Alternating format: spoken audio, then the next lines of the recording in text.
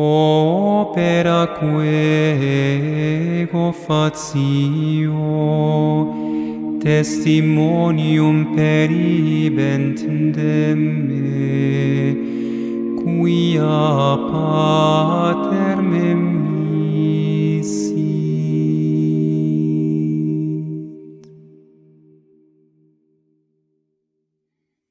3 de outubro de 2025, primeira carta de São João, o pai dá testemunho do Filho, capítulo 5, versículos de 1 a 13. Todo aquele que crê que Jesus é o Cristo nasceu de Deus, e todo aquele que ama aquele que o gerou, ama também aquele que foi gerado por ele. Pela nossa parte, sabemos que amamos os filhos de Deus quando amamos a Deus e guardamos os seus mandamentos, porque o amor de Deus consiste precisamente em guardarmos os seus mandamentos, que não são difíceis de cumprir, visto que todo aquele que nasceu de Deus vence o mundo. E esta é a vitória que vence o mundo, a nossa fé. Quem é que vence o mundo, senão aquele que crê que Jesus é o Filho de Deus? Este é o que veio pela água e pelo sangue, Jesus Cristo, não só pela água, mas pela água e pelo sangue. E é o Espírito que dá testemunho, porque o Espírito é a verdade. São 3 os que dão testemunho: o Espírito, a água e o sangue. E os 3 estão de acordo. Se aceitamos o testemunho dos homens, quanto mais o de Deus. Nisto consiste o testemunho de Deus, em ter dado testemunho do seu Filho. Quem crê no Filho de Deus tem em si o testemunho. Quem não acredita em Deus está a mentir, porque não acredita no testemunho que Deus deu do seu Filho.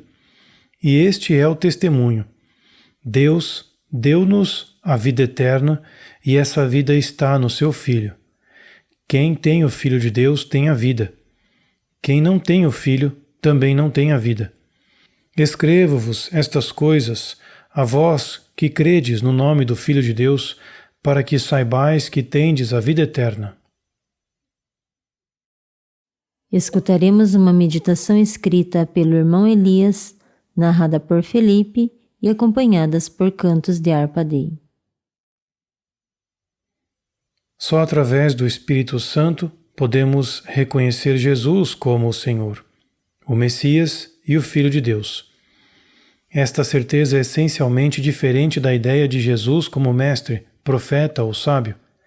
Aqueles que defendem esta posição ainda não chegaram a esta comunhão decisiva e, portanto, como diz São João, ainda não nasceram de Deus. Para compreender e aceitar conscientemente o plano salvífico de Deus, é indispensável reconhecer Jesus como o Filho de Deus.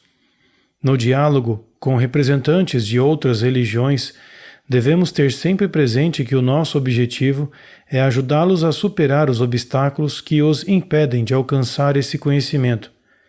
De fato, o verdadeiro amor a Deus e ao próximo aspira sempre que todos cheguem ao conhecimento da verdade. Se perdêssemos de vista este objetivo, o diálogo interreligioso seria privado do seu sentido mais profundo e contribuiria para confundir os fiéis. Além disso, estaríamos a privar os nossos interlocutores da graça que Deus reservou para todos os homens. A verdade do conhecimento de Cristo deve manifestar-se no amor. Em primeiro lugar, demonstramos o nosso amor a Deus ao cumprir os seus mandamentos.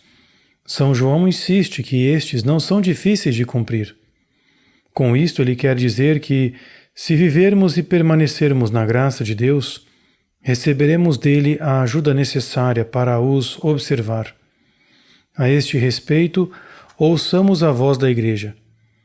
Se alguém disser que é impossível ao homem, mesmo justificado e constituído na graça, observar os mandamentos de Deus, seja excomungado.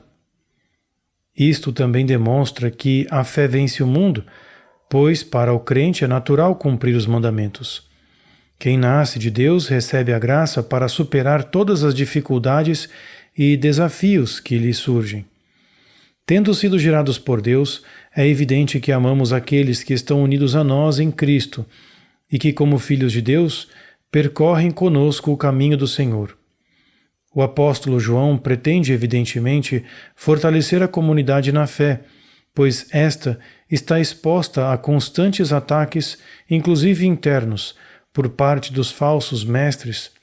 É provável que São João tenha expressado estas verdades com tanta clareza em resposta àqueles que negavam que Jesus fosse o Cristo. Nesse sentido, o testemunho de Deus sobre o seu Filho ganha ainda mais destaque, porque 3 são os que testemunham: o Espírito, a água e o sangue, e os 3 são unânimes.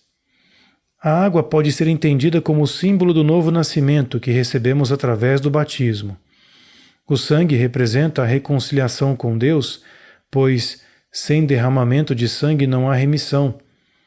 O Espírito Santo, por sua vez, dá testemunho das verdades da fé e recorda-nos tudo o que Jesus disse e fez. Assim, Deus deu testemunho do seu Filho. Por conseguinte, é certo que quem crê no Filho de Deus tem em si mesmo o testemunho. Desta forma, nós próprios nos tornamos testemunhas vivas da obra salvífica realizada por Deus através do seu Filho e que deve ser levada a todo mundo. São João sublinha mais uma vez o seu estilo contundente. Quem não crê em Deus faz o mentiroso, porque não crê no testemunho que Deus deu do seu Filho. Os cristãos, a quem esta carta se dirige, foram devidamente preparados pelo apóstolo para permanecerem fiéis à sua fé. Por fim, ele assegura-lhes: escrevo-vos estas coisas para que saibais que tendes a vida eterna. A antífona que ouvimos hoje transforma em melodia as palavras de Jesus. As obras que eu faço dão testemunho de mim, pois o Pai me enviou. Opera quo facio, testimonium peribent de me, quia pater memisi. Quam magnificata sunt opera tua, Domine, nimis profunde facta sunt cogitationes tuae. Opera quo facio, testimonium peribent me, quia pater memisi.